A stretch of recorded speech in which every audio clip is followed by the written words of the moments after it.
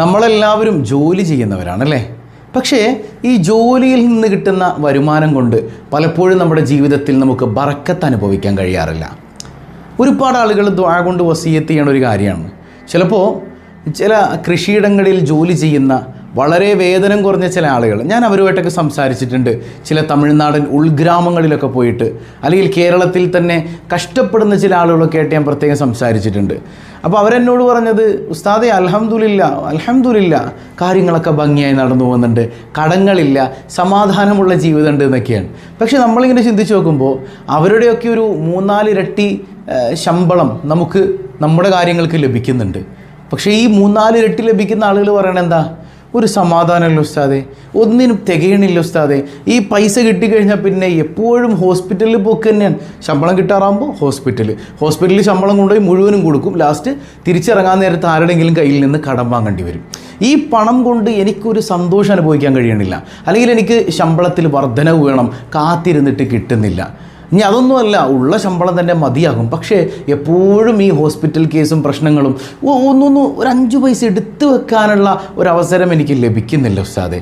എൻ്റെ ജോലി ഇങ്ങനെ പോയാൽ വലിയ പ്രയാസമാണ്, അല്ലെങ്കിൽ എനിക്ക് സ്ഥാനക്കയറ്റം വേണം. അങ്ങനെ ജോലിയുമായി ബന്ധപ്പെട്ട് നിറഞ്ഞു നിൽക്കുന്ന ഒരു ബറക്കത്തില്ലായ്മ ഉണ്ടല്ലോ, അത് നമ്മുടെ ജീവിതത്തിലെ മുഴുവൻ സന്തോഷങ്ങളെയും തകർത്ത് കളയുന്നതാണ്. അപ്പോൾ നമുക്ക് ബറക്കത്ത് വേണ്ടേ?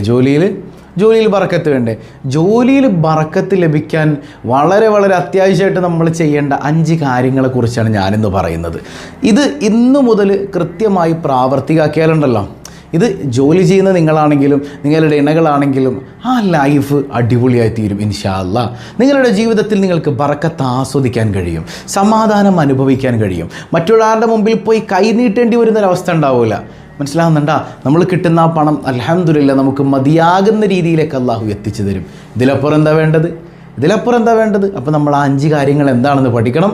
അതോടൊപ്പം 1000 രൂപ സമ്മാനമായി ലഭിക്കുന്ന ചോദ്യം വീഡിയോയിലുണ്ട്, മുഴുവനായി കാണുക, ഉത്തരം കമൻറ്റ് ചെയ്യുക. നാമുമായി ബന്ധപ്പെട്ട എല്ലാവരിലേക്കും ഈ അറിവ് പങ്കുവെച്ചു കൊടുക്കുക കേട്ടോ. അല്ലാഹു റബ്ബുൽ ആലമീൻ യഥാർത്ഥ മുത്തഖീങ്ങളിൽ നാം ഏവരെയും ഉൾപ്പെടുത്തി അനുഗ്രഹിക്കുമാറാകട്ടെ.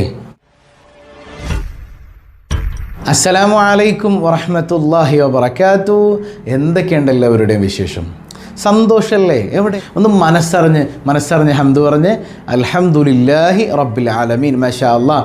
അപ്പോൾ ഈ ഹംദിൻ്റെ ബറക്കത്ത് കൊണ്ട് ഹൃദ്യമായൊരു പ്രഭാതവും അതിമനോഹരമായ നെഗറ്റീവ് ചിന്തകളൊന്നും തന്നെ കടന്നു വരാത്ത നല്ല പോസിറ്റീവ് വൈബുള്ളൊരു ദിവസം അല്ലാഹു റബ്ബുൽ ആലമീൻ നമുക്ക് സമ്മാനമായി നൽകുമാറാകട്ടെ. അപ്പോൾ നമ്മളിന്ന് പറയണത് വിഷയം അല്ലാഹു റബ്ബുൽ ആലമീൻ ഖുർആനിൽ പറയുന്നുണ്ട്, മാ മിൻ ദാബത്തിൻ ഫിൽ അർദി ഇല്ലാ അലല്ലാഹി റിസ്ഖുഹാ. ഈ മനുഷ്യന്മാരുടെ ഭക്ഷണവും വസ്ത്രവും പാർപ്പിടവും ഒക്കെ അള്ളാഹ് ഏറ്റെടുത്തതാണ്. അത് തരും. എങ്ങനെയാണെങ്കിലും നിങ്ങൾ ഭക്ഷണം കഴിക്കും. ചിലപ്പോൾ നിങ്ങൾ അധ്വാനിച്ചായിരിക്കും കഴിക്കുക. ചിലപ്പോൾ ഭിക്ഷക്കാരെ കണ്ടിട്ടില്ലേ, അവരും ഭക്ഷണം കഴിക്കുന്നുണ്ട്. ഒരു ജോലി എടുക്കാൻ പറ്റാതെ കിടക്കുന്നവനും ഭക്ഷണം കഴിക്കുന്നുണ്ട് അല്ലേ. അപ്പോൾ ഇതൊക്കെ അള്ളാഹ് ഏറ്റെടുത്തിട്ടുണ്ട്. പക്ഷെ മനുഷ്യൻ ഈ ഏറ്റെടുത്തു എന്ന് പറഞ്ഞുകൊണ്ട് വെറുതെ വീട്ടിലിരുന്നാൽ പോരാ. അവൻ അധ്വാനിക്കണം. അവൻ ആ വഴിയിലേക്ക് എത്താനുള്ള ഉപാധിയാണ് അവൻ്റെ ജോലി എന്ന് പറയുന്നത്. മറ്റുള്ള മൃഗങ്ങളൊന്നും അങ്ങനെയല്ല അല്ലേ. അവർക്ക് അങ്ങനെ വലിയ അധ്വാനമൊന്നും ഇല്ലെങ്കിലും അല്ലാഹു റബ്ബുൽ ആലമീൻ അവർക്ക് വേണ്ടത് എത്തിച്ചു കൊടുക്കും. എന്നാൽ മനുഷ്യൻ്റെ സൃഷ്ടിപ്പ് അങ്ങനെയല്ല. അവൻ അധ്വാനിക്കണം, അവൻ ജോലി ചെയ്യണം, അതിനുവേണ്ടി അവൻ കൃത്യമായി ഇറങ്ങിത്തിരിക്കണം. അങ്ങനെ ആ ജോലി ചെയ്യുന്ന കൂലിയിൽ നിന്ന് അവന് ഭക്ഷണം, വസ്ത്രം, പാർപ്പിടം, അവൻ്റെ മക്കളെ നോക്കാൻ, അങ്ങനെ തുടങ്ങിയ എല്ലാ കാര്യങ്ങൾക്കും അവന് മതിയാകുന്ന രീതിയിലേക്ക് എത്തിയാൽ അൽഹംദുലില്ലാ പിന്നെ സന്തോഷമല്ലേ.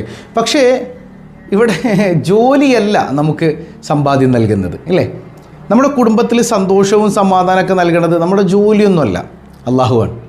ഈ ഒരു ബോധ്യം നമുക്ക് ഉണ്ടാകണം എന്നുള്ളതാണ്. അള്ളാഹുവാണ് ഇതൊക്കെ തരണത് ഇല്ലേ.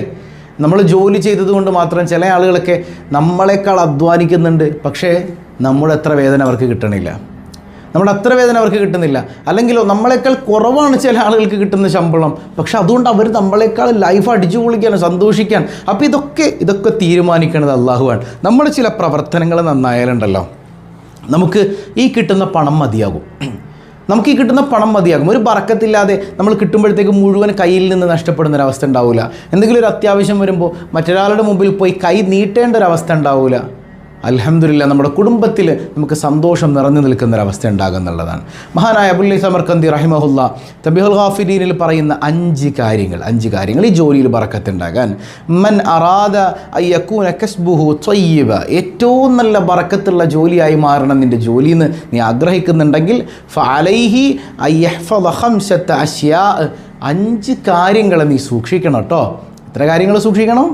5 കാര്യങ്ങൾ സൂക്ഷിച്ചാൽ നിൻ്റെ ജോലി അടിപൊളിയാകും, നിൻ്റെ ജോലിയിൽ ബറക്കത്തുണ്ടാകും എന്ന് അള്ളാഹുവിൻ്റെ സ്വാലിഹ്യങ്ങൾ പഠിപ്പിക്കാൻ. ഒന്നാമത്തേത് അല്ലാ യുഅഖിറ ശൈഅൻ മിൻ ഫറായിദില്ലാഹി തആല ലിഅജ്ലിൽ കസ്ബ്. നമ്മുടെ ജോലിയുടെ ഭാഗമായിട്ടേ അള്ളാഹുവിൻ്റെ ഫർളുകളെ മാറ്റിവെക്കുക, അള്ളാഹുവിൻ്റെ ഫർളുകളെ പിന്തിക്കുക. അതൊരു ബറക്കത്തില്ലായ്മ, ബറക്കത്ത് കെട്ടൊരു സ്വഭാവമാണത്. ഒരു ബറക്കത്തില്ലാത്ത സ്വഭാവമാണത്. കാരണം എന്താ, നമ്മൾ നമ്മുടെ കാര്യത്തിന് വേണ്ടി അള്ളാഹിൻ്റെ കാര്യമൊക്കെ അങ്ങോട്ട് മാറ്റിവെക്കുക. ഇന്നലെ നമ്മൾ പറഞ്ഞു ഈ അള്ളാഹുവിൻ്റെ ഫർള് നമ്മളൊരു കാരണവശാലും മാറ്റിവെക്കാൻ പാടില്ല അല്ലേ. രാവിലെ തന്നെ അത് നെയ്യത്ത് ചെയ്യണം നമ്മൾ കൃത്യമായിട്ട് പറഞ്ഞിരുന്നു. നമ്മളെന്ത് ചെയ്യണം, നമ്മൾ ജോലി ചെയ്യണ സമയത്ത് ബാങ്ക് വിളിക്കുകയാണെങ്കിൽ ഏറ്റവും ആദ്യം നമ്മൾ പരിഗണന കൊടുക്കേണ്ടത് അള്ളാഹു റബ്ബുൽ ആലമീൻ്റെ കാര്യത്തിലാണ് അല്ലേ. അള്ളാഹു റബ്ബുൽ ആലമീനുമായി ബന്ധപ്പെട്ട കൃത്യമായ കാര്യങ്ങൾക്കാണ്. അപ്പോൾ ബാങ്ക് വിളിച്ചാൽ ഉടൻ തന്നെ നിസ്കാരത്തിലേക്ക് പോവാം.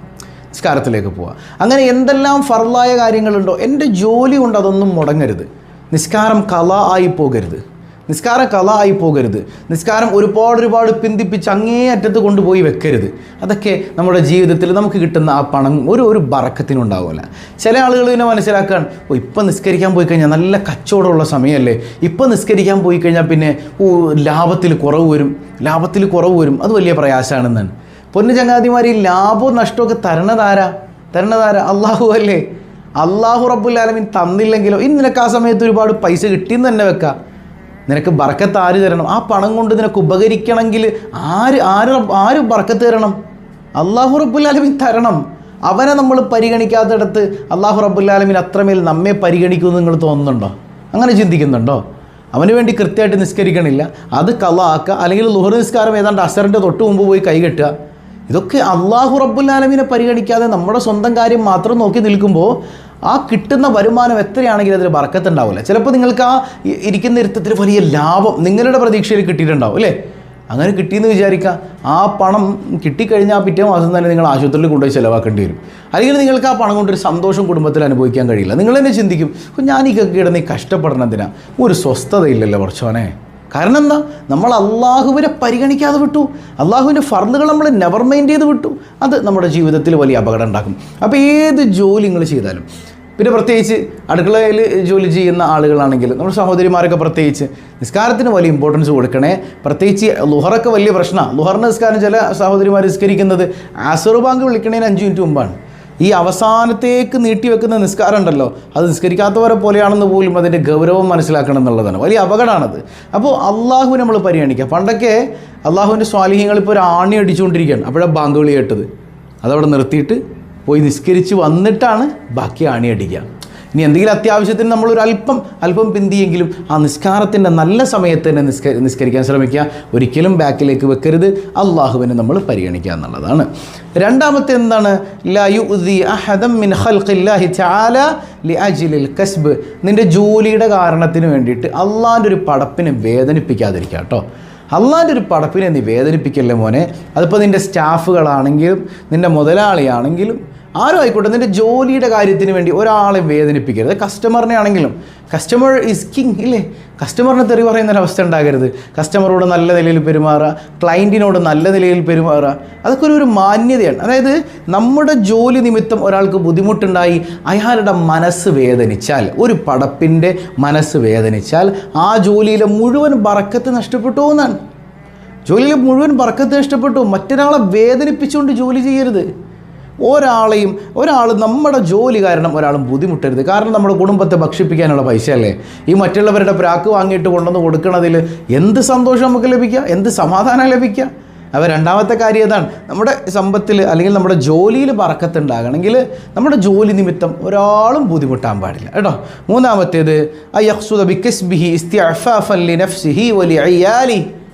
ഈ ജോലി ചെയ്യുമ്പോൾ നീ മനസ്സിൽ കരുതണം, എന്താ പടച്ചോനെ, ഞാൻ ഈ ജോലിയൊക്കെ ചെയ്യണതേ എൻ്റെ കുടുംബം മറ്റൊരാളുടെ മുമ്പിൽ പോയി കൈ നീട്ടാണ്ടിരിക്കാനാണ്. അല്ലാ, എൻ്റെ കുടുംബത്തിന് ഇജ്ജത്ത് കിട്ടാനാണല്ല, എൻ്റെ മക്കൾ, അതുപോലെ തന്നെ എൻ്റെ പ്രിയപ്പെട്ടവൾ, എൻ്റെ കുടുംബം, ഇതൊക്കെ മറ്റൊരാളുടെ മുമ്പിൽ പോയി കൈ നീട്ടേണ്ട ഒരവസ്ഥ വരരുത്. അതിനു വേണ്ടിയിട്ടാണ് പടച്ചോനെ ഇജ്ജത്ത് തരാൻ.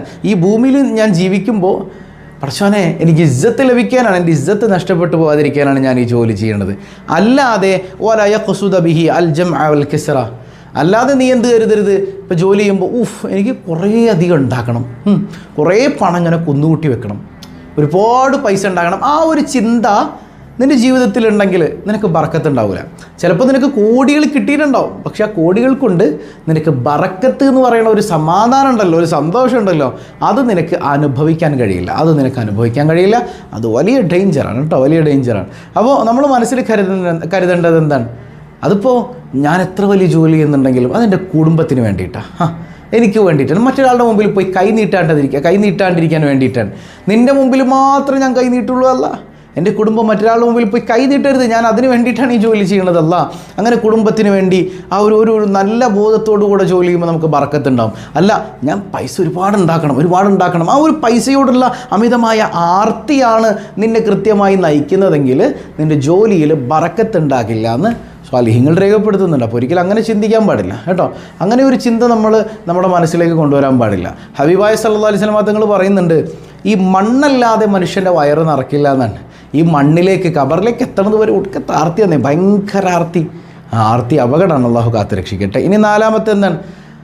അല്ല യജ്ഹദ നഫ്സഹു ഫിൽ കസ്ബി ജിദ്ദ, അതായത് ഒരു പരിധിക്കപ്പുറം, ഒരു പരിധി വിട്ട് ശരീരത്തെ വല്ലാതെ ബുദ്ധിമുട്ടിക്കുക. എന്തിനു വേണ്ടിയിട്ട്? പൈസ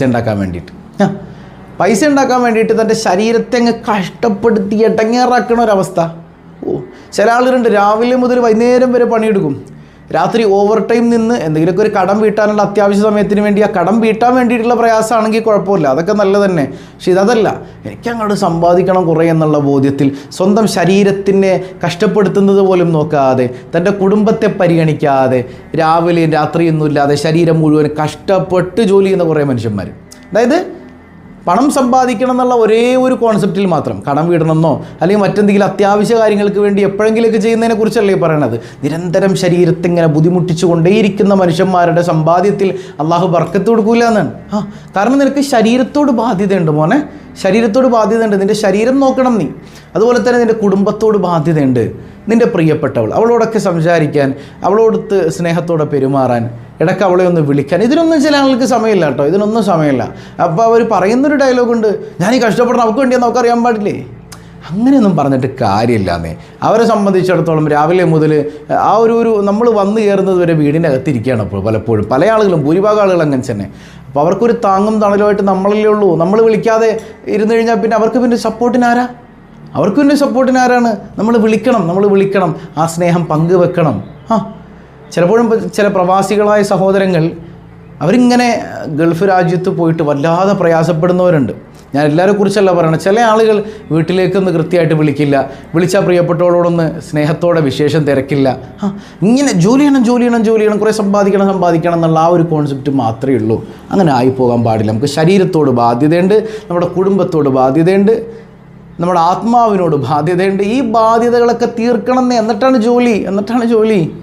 ഈ ബാധ്യതകളൊന്നും ഇല്ലാതെ, ഉറങ്ങാതെ, ശരീരത്തെ നോക്കാതെ നമ്മൾ ജോലി ചെയ്യുകയാണെങ്കിൽ അതിൽ ബറക്കത്തുണ്ടാവില്ല എന്ന് അള്ളാഹുവിൻ്റെ സ്വാലിഹ്യങ്ങൾ രേഖപ്പെടുത്തുന്നുണ്ട്. അള്ളാഹു കാത്ത് രക്ഷിക്കട്ടെ.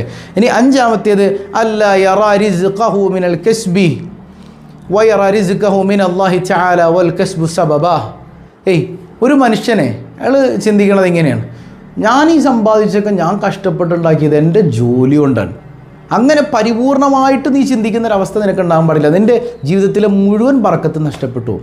മോനെ, നീ ജോലി ചെയ്തുകൊണ്ടല്ല നിനക്കല്ല ബറക്കത്ത് തന്നത്. നീ ജോലി ചെയ്തതുകൊണ്ട് ആ ജോലിയൊന്നുമല്ല നിനക്ക് ബറക്കത്ത് തന്നത്. അതായത് നിന്നെക്കാളേറെ അധ്വാനിക്കുന്ന ഒരുപാട് ആളുകളുണ്ടായിരുന്നു. അവർക്കൊന്നും കിട്ടാത്തത്ര സമ്പാദ്യം നിനക്ക് അള്ളാഹ് തന്നിട്ടുണ്ട്. ആര് തന്നിട്ടുണ്ട്? അള്ളാഹ് തന്നിട്ടുണ്ട്. അത് നിൻ്റെ ജോലിയോ നിൻ്റെ കാരണമായിട്ടല്ല. കാരണമായിട്ടല്ല. പിന്നെയോ, നീ മനസ്സിൽ കരുതേണ്ടത് ഇതാണ്, എൻ്റെ നാഥനാണ് എനിക്ക് തന്നത്. ഞാൻ ജോലി ചെയ്തപ്പോൾ അൽഹംദുലില്ലാ എൻ്റെ റബ്ബാണ് എനിക്ക് സമ്പാദ്യം തന്നത്. ഈ ജോലിയൊക്കെ ഒരു കാരണം മാത്രമാണ്, നാഥനാണ് തന്നത്. അല്ലാതെ ഞാൻ കഷ്ടപ്പെട്ടുണ്ടാക്കി, ഞാൻ ജോലി ചെയ്തുണ്ടാക്കി, എൻ്റെ ജോലി എനിക്ക് വരുമാനം തന്നു എന്നുള്ളൊരു കോൺസെപ്റ്റ് ഒന്നും പാടില്ല. ഞാൻ ജോലി ചെയ്തു, എൻ്റെ നാഥനെ തന്നെ എനിക്ക് ശക്തി തന്നു.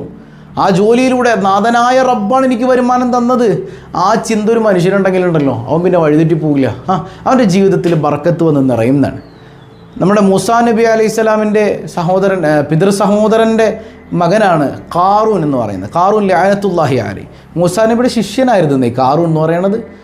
കാറൂന് ഇടയ്ക്കിടയ്ക്ക് മൂസാ നബീനടുക്കൽ വന്ന് പറയും, മൂസ ഒന്ന് സമ്പാദ്യം ഉണ്ടാകാൻ ദ്വാരക്കണം, പണക്കാരനാകാൻ ദ്വാരക്കണം. അപ്പോൾ മൂസാ നബി പറയും, നിനക്ക് ആവശ്യത്തിന് സമ്പാദ്യമൊക്കെ ഉണ്ടല്ലോ, അത് പോരെ, അത് മതി, അതുമായിട്ട് ജീവിക്ക്.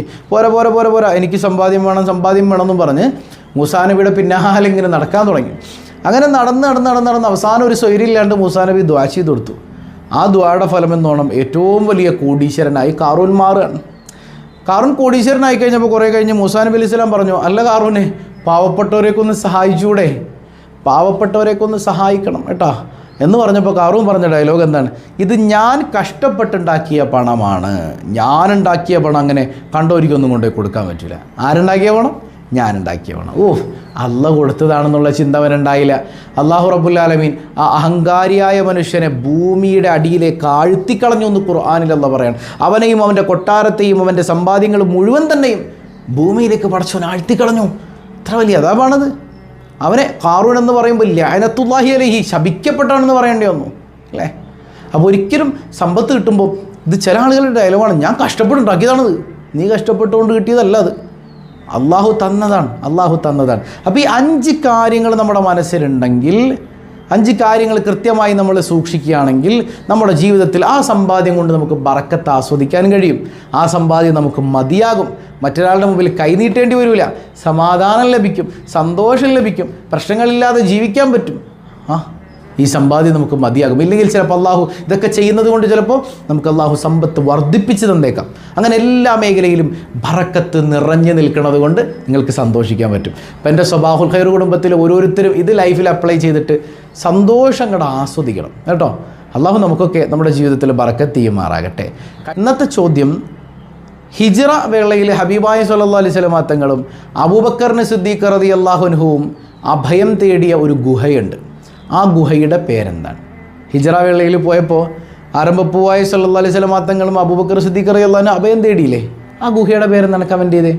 പതിവായി ചൊല്ലുന്ന ദിക്ർ സുബ്ഹാനല്ലാഹി വബിഹംദിഹി അദദ ഖൽഖിഹി വറിളാ നഫ്സിഹി വസിനത അർശിഹി വമിദാദ കലിമാതിഹി. സുബ്ഹാനല്ലാഹി വബിഹംദിഹി عدد خلقه ورضا نفسه وزنة عرشه ومداد كلماته. سبحان الله وبحمده عدد خلقه ورضا نفسه وزنة عرشه ومداد كلماته. الحمد لله رب العالمين. اللهم صل على سيدنا محمد وعلى آل سيدنا محمد. അർഹമുറാഹിമായ കരുണക്കടലായ റബ്ബേ, ഈ സദസ്സ് നീ സ്വീകരിക്കണയല്ല, നീ കൈവടിയല്ല റഹ്മാനെ, നീ ഖായിബാക്കല്ലയല്ല. ഞങ്ങൾ പറഞ്ഞതും കേട്ടതും ജീവിതത്തിൽ അന്വർത്ഥമാക്കാൻ തൗഫീക്ക് നൽകണയല്ല. നിൻ്റെ ബറക്കത്ത് നീ നൽകണയല്ല, ബറക്കത്ത് നൽകണയല്ല. സമ്പാദ്യം, ജീവിതോപാധികൾ അത് തികയുന്ന രീതിയിലേക്ക് നൽകണയല്ല. മറ്റൊരാളുടെ മുമ്പിൽ പോയി കൈനീട്ടേണ്ടി വരുന്നൊരവസ്ഥ നൽകല്ലയല്ല. പടച്ചവനെ, ഞങ്ങളെ നീ നാണം കെടുത്തല്ല തമ്പുരാനെ. കടങ്ങളൊക്കെ ഏറ്റെടുക്കണയല്ല. സ്വസ്ഥത നിറഞ്ഞ ജീവിതം നൽകണയല്ല, ബറക്കത്തുള്ള ജീവിതം നൽകണയല്ല. ജോലിയില്ലാതെ വിഷമിക്കുന്നവർക്ക് ഹൈറായ ജോലി നൽകണയല്ല. ഉള്ള ജോലിയിൽ ബറക്കത്ത് ചൊരിയണേ അല്ലാ. പടച്ചവനെ, പ്രവാസികളുണ്ട്, നീ ഖൈർ നൽകണയല്ല. ഞങ്ങളുടെ എല്ലാ മേഖലകളിലും നീ ഖൈറും ബറക്കത്തും ചൊരിഞ്ഞു നൽകണയല്ല. എത്രയെത്ര അസുഖബാധിതരാണ്, നീ ശിഫാ നൽകണയല്ല. പടച്ചവനെ, കുടുംബത്തിൽ സമാധാനവും സന്തോഷവും നൽകണയല്ല. ഇണകളെ നന്നാക്കണയല്ല, സന്താനങ്ങളെ സ്വാലിഹീങ്ങളാക്കണയല്ല. അവരുടെ പഠനത്തിൽ, എക്സാമുകളിൽ, മറ്റു മേഖലകളിൽ എല്ലായിടങ്ങളിലും ഉന്നത വിജയം നൽകണയല്ല. PSCക്ക് പ്രിപ്പയർ ചെയ്യുന്നവരുണ്ട്, അള്ളാഹുവെ നീ വിജയം നൽകണേ തമ്പുരാനെ. അർഹമുറാഹിമായ അള്ളാഹ്, മക്കളില്ലാതെ വേദനിക്കുന്ന ധാരാളം ആളുകളുണ്ട്, സ്വാലിഹീങ്ങളായ സന്താനങ്ങളെ കൊടുക്കണേ അല്ലാ. പടച്ചവനെ, പ്രഗ്നൻ്റായ ആളുകൾ സുഖപ്രസവം നൽകണയല്ല. ഹൈറായ ഒരു വിവാഹാലോചനയ്ക്ക് വേണ്ടി കാത്തിരിക്കുന്നവർ, നല്ല സ്വാലിഹീങ്ങളായ ഇണകളെ നീ നൽകണയല്ല. കയറിക്കിടക്കാൻ സ്വന്തമായി വീടില്ല എന്ന് പറഞ്ഞവരുണ്ട് റബ്ബേ, ബറക്കത്ത് നിറഞ്ഞ ഭവനം നീ സന്തോഷമായി നൽകണയല്ല, നീ നൽകണയല്ല. നിൻ്റെ കാരുണ്യം കൊണ്ട് ഈ മജ്ലിസിൽ കമൻറ്റ് ചെയ്യുന്ന ധാരാളം സങ്കടങ്ങൾ പറയുന്ന ആളുകളുണ്ട്, അവരെയൊക്കെ നിനക്കറിയാമല്ല, നീ അവരെ ഏറ്റെടുക്കണയല്ല. കൈവടിയല്ല തമ്പുരാനെ. ഞങ്ങളിൽ നിന്ന് മൺമറഞ്ഞ മാതാപിതാക്കൾ, ബന്ധുമിത്രാദികൾ, ഇണകൾ, സന്താനങ്ങൾ തുടങ്ങി പലരും ഖബറിലാണ്. എല്ലാവർക്കും നീ മഗ്ഫിറത്ത് നൽകണേ അല്ലാ, മർഹമത്ത് നൽകണേ അല്ലാ. നീ കൈവടിയല്ല റഹ്മാനെ. പടച്ചവനെ എപ്പോഴാണ് ഞങ്ങൾ മരിക്കുന്നതെന്നറിയില്ല, ഈമാൻ സലാമത്താക്കണേ അല്ലാ. ഞങ്ങളെയും ഞങ്ങളിൽ നിന്ന് വിട പറഞ്ഞവരെയും പ്രത്യേകിച്ച് സ്വബാഹുൽ ഖൈർ കുടുംബത്തിലെ ഓരോരുത്തരെയും ആരംഭപ്പൂവായ റസൂലുള്ളാഹി സ്വല്ലല്ലാഹു അലൈഹി വസല്ലം തങ്ങളോടൊപ്പം നിൻ്റെ ജന്നാത്തുൽ ഫിർദൗസിൽ നിൻ്റെ കാരുണ്യം കൊണ്ട് നീ ഒരുമിപ്പിക്കണേ അല്ലാ. ബിഹഖി സ്വല്ലല്ലാഹു അലാ മുഹമ്മദ് സ്വല്ലല്ലാഹു അലൈഹി വസല്ലം, സ്വല്ലല്ലാഹു അലാ മുഹമ്മദ് സ്വല്ലല്ലാഹു അലൈഹി വസല്ലം. അല്ലാഹുമ്മ സ്വല്ലി അലാ മുഹമ്മദ് യാ റബ്ബി സ്വല്ലി അലൈഹി വസല്ലം. വസ്സലാമു അലൈക്കും വറഹ്മത്തുള്ളാഹി വബറകാതുഹു.